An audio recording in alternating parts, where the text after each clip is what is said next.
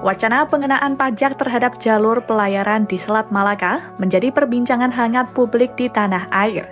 Wacana ini pertama kali disampaikan oleh Menteri Keuangan Purbaya Yudi Sadewa yang terinspirasi dari skema yang telah dipertimbangkan Iran di Selat Hormuz. Purbaya menilai posisi Indonesia strategis dalam jalur perdagangan dan energi global. Namun menurutnya, jika kebijakan itu diterapkan, maka harus melibatkan Malaysia dan Singapura sebagai negara pesisir lainnya.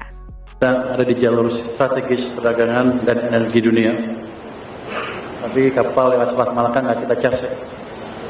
Nggak tahu, itu apa salah?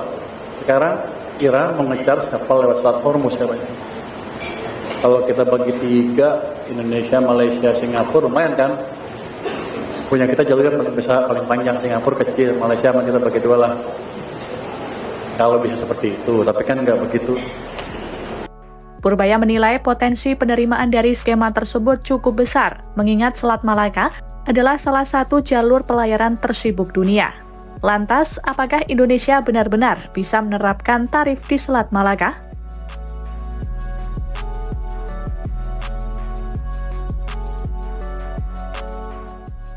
Pakar Hukum Universitas Indonesia Hikmahanto Juwono mengatakan secara hukum internasional kebijakan tersebut tidak dapat diterapkan. Ia menjelaskan kebijakan itu tidak dapat diterapkan karena Selat Malaka adalah selat internasional yang terbuka untuk pelayaran internasional. Terlebih, ada 3 negara di wilayah selat itu, yakni Indonesia, Malaysia, dan Singapura. Ia merujuk pada prinsip dalam UNCLOS yang menjamin kebebasan navigasi di selat strategis dunia. Lalu terkait potensi penerimaan atau tambahan biaya logistik global, Hikmahanto menilai skema tarif itu tidak realistis untuk diterapkan. Namun menurutnya ada opsi yang lain yang lebih memungkinkan, yakni layanan jasa pemanduan kapal. Hikmahanto juga menilai wacana pajak ini tidak akan mendorong kapal mencari jalur alternatif, sebab pada dasarnya kebijakan itu memang tidak bisa dijalankan. Meski begitu, dari sisi diplomatik ia berpendapat tidak akan ada dampak serius terhadap hubungan Indonesia dengan pengguna jalur seperti Cina, Jepang, atau Amerika Serikat.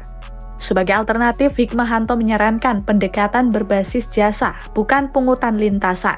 Contohnya seperti layanan pemanduan kapal yang dikelola BUMN. Sementara itu, Menlu RI Sugiono sebelumnya sudah memastikan Indonesia tidak akan menerapkan penarikan pungutan bagi kapal di Selat Malaka. Ia menyebut langkah itu tidak sejalan dengan ketentuan dalam UNCLOS dan Indonesia berkomitmen menghormati hukum internasional. Selain itu, Sugiono juga menegaskan dukungan Indonesia terhadap prinsip kebebasan pelayaran dan kelancaran lalu lintas laut internasional. Download Tribun X sekarang, menghadirkan lokal menjadi Indonesia.